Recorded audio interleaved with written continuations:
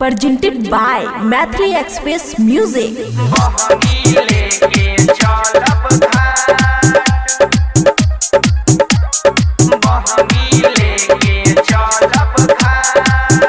अरे अखियां से नींद चैन दिल का उड़ाती है। अरे का गाना है रे भक्ति नु गाने गई छोटी मैया कर तू जा रे चाहिए बस के बहंगिया हम बहंगी लेके चलब घर। बहुत बढ़िया है वो तो दोनों गाओ ठीक है। ओके ठीक है सर।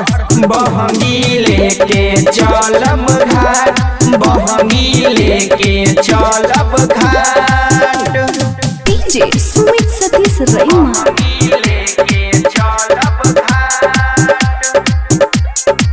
डीजे बना चोई में चोइले गेलै गोली रे। अरे कारे किशन मत क्या हुआ सर? तू हो बकनाइए गया है हम भी करवा गए क्या? कर तू जा रे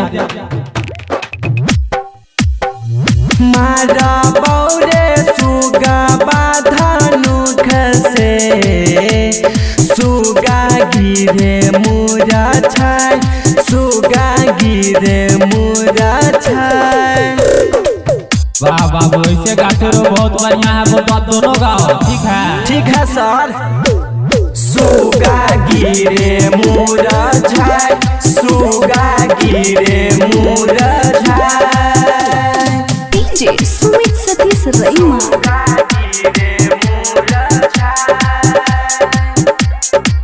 मन हो तोरा अपना झूठे देखली तू सपना।